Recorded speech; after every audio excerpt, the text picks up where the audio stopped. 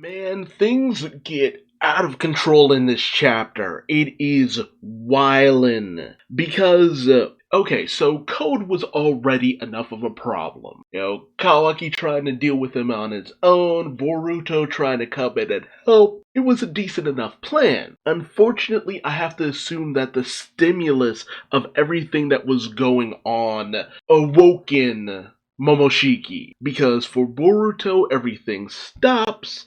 Momoshiki appears on a tree, and Momoshiki's just like, you thought you were doing something with them drugs. I mean, it stopped it for a little bit, just for a little bit though. And Momoshiki, he does not care for Code, which makes sense. He already made it clear he wasn't really too keen on Kara as a whole, but he knows that Code has the location of the Ten Tails. So he's just like, I'll just kill him. He's like the only obstacle I have at this moment. So Momoshiki completely takes over Boruto's body and goes in to kill Code. And Code barely has a moment to really react before Momoshiki brings out a massive Rasengan.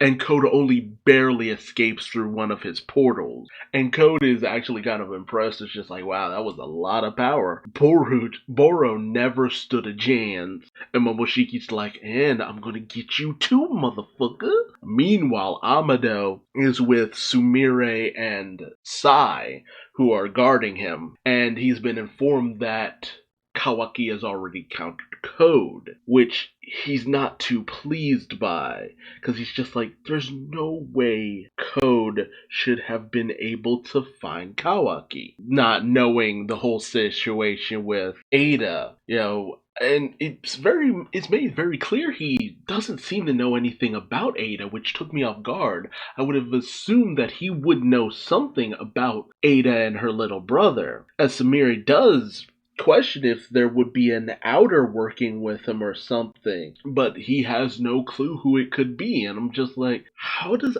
Amado not know about Ada? I would have thought he had worked on her or something. Was Ada a project from before Amado was a part of this? I thought he created all of the artificial augmentations to everyone. So maybe Amado's involvement with Kara doesn't go as deep as I thought. If there's something I'm not remembering, please let me know. I don't want to be in the dark about something like this. But Sai lets him know that the 7th Hokage, as well as Shikamaru, have gone off to try to take him down. But it's obvious that Amado is worried, and Sumire, she can really see it. She knows that something is going on with Amado. There's just something he just is not sharing with the rest of the class, basically. Meanwhile, Momoshiki is unleashing Rasengan after Rasengan after Rasengan, and we ain't talking small one either. Ada tells Code, you might want to get out of there. You are not a match for this dude. But Code then decides to take Kawaki hostage because he tells Momoshiki, it's just like, I know you need Kawaki, so you can't attack me while I have him. You need him for the chakra fruit. You need a sacrifice. So stand down. I'm going to take Kawaki with me. It was nice meeting you. Great Otsutsuki. I'm out. And as he goes in order to retreat, Momoshiki takes a Rasengan, shrinks it to about the size of his thumb, and fires off a Rasengan bullet. And I'm just like, I'm not gonna lie, Boruto's vanishing Rasengan is actually pretty cool because it makes for a pretty good surprise attack. But a Rasengan bullet? What? That's pretty dope. And he fires it right through Code's shoulder. Do not think that my display of power doesn't mean I don't have control, you little bitch. It's just like, man, Momoshiki is a monster. And that's the thing that I feel like some people sometimes forget. The Otsutsuki are friggin' monsters. That's why they're so tough to deal with. Sasuke and Naruto's defeat of Kagura, it came with an exception. They had to seal her away. Dealing with Toneri was not easy. Dealing with Momoshiki and his boy, like, that was not easy. Like, none of these Otsutsuki are easy to deal with. And it's pretty much like each one is harder to deal with than the last. They're crafty, they're powerful, they have these wild abilities, and they're essentially leaving everyone else behind. Because at this point, unless you got Otsutsuki DNA, you ain't really shit. It's like the Saiyans all over again. And it makes sense. The Otsutsuki were the next step up. So for me, it's just like, yeah, I guess that really does make sense to a certain degree. It sucks that it feels like Naruto and Sasuke haven't really been able to do much of anything against these guys. But I do enjoy it when at least they manage to eke out a win through clever means. But Momoshiki has been the biggest thorn in their side. As Momoshiki goes in, knocks away Code, manages to capture Kawaki, throws some shade at Code. It's just like, you can't even absorb jutsu, can ya, you little bitch? It's just like, dang! Momoshiki's an ass. Kawaki, he tries to fight back against Momoshiki, and Momoshiki's just like, you better settle down or I'll break your limbs. Remember what happened to Boruto against Ishiki? You want that to happen to you? People still think about Boruto's screams from that episode. But Kawaki still tries something, and Momoshiki just knocks him to the side like he ain't even shit, goes to step on his arm and just crush it. It's just like, okay, fine. Crushed arm it is. But he's halted thanks to Shikamaru's shadow paralysis jutsu. Then in comes Naruto, taking Kawaki away from Momoshiki. Shikamaru's pretty pissed that Boruto is running rampant yet again. And Momoshiki then easily breaks Shikamaru's jutsu. Not breaks it, absorbs it. Again, the karma and its absorption. Jeez, that thing is such a pain. And Ada's just off to the side, is just like, oh my god, this is friggin' pandemonium. It's mayhem. Dogs and cats living together, mass hysteria. Code, I think you should bail, dude. This is not worth it anymore. But Code, he sees Shikamaru and is just like, the Hokage is second in command. I got me an idea. Meanwhile, while Naruto tries to check on Kawaki to make sure he's okay, Kawaki is mad because the best laid plans of mice and men, you know? Everything he planned went to shit.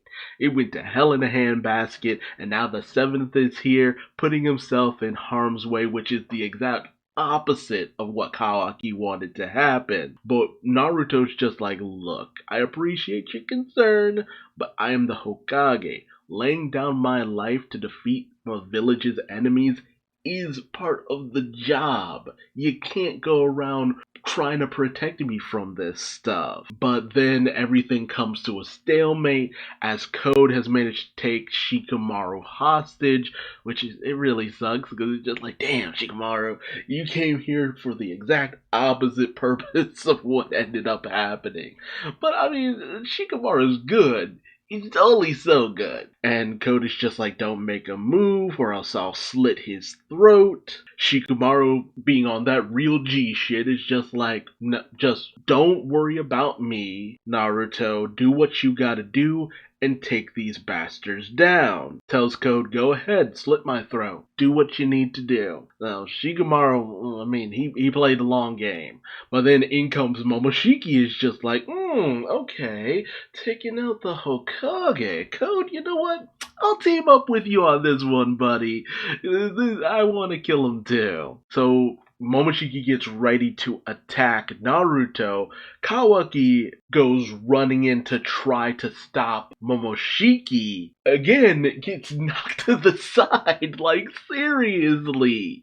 Momoshiki basically has a size Kawaki's face for his shoe size at this point, with how many times he's kicked Kawaki in the face in this chapter alone. Like, God. Code tells Naruto not to move, still holding Shikamaru hostage. Momoshiki prepares a massive Rasengan. Naruto does his best to block against it. It looks like he's done, only for suddenly, Massive Rasengan starts getting absorbed. And Momoshiki's like, what? But I'm the only one with a working karma. How? And then we see it. Amada's words ringing through his head was just like, well, you still part of Otsutsuki, and you should be able to manifest the karma as well. Why not take that karma and make it your own? Your very own weapon. And thus, in the one hand that always manifests his karma, Kawaki manifests his Otsutsuki form yet again, full on with the same horn he had before and everything. He has made the karma his own. It's got a bit of the same design, but this time around he has the little rings around his hand. So I have to assume that means he is the master of this karma. I would have thought that his Otsutsuki form would have taken on a slightly different appearance. But I guess since the DNA still came from Ishiki, it still took the form of Ishiki's horns and all that good stuff. But yeah, Kawaki's back in the game. Let's hope that this doesn't go poorly for him. Like, everything is already such a shit show for the most part that I'm hoping that Kawaki can eke out a win. But I mean, things are looking up at least a little bit. They just need to get Boruto back under control, and well, I guess the whole Momoshiki situation is still a problem. They still need to find some way to do something about that. So let's see what happens next, but let me know your thoughts, feelings, and theories. How do you feel about Kawaki getting his own karma? Do you think there'll be any repercussions from this? What does Amado have planned? Will Code escape from this crappy situation that he's found himself in? Let me know your thoughts and more in the comment section below. And if you like this video, do all the YouTube stuff. Or don't. I ain't your daddy, but I still love you like one. And until next time, I've been Duuz-Diz-Din, and I will see you in the next video. Bye-bye.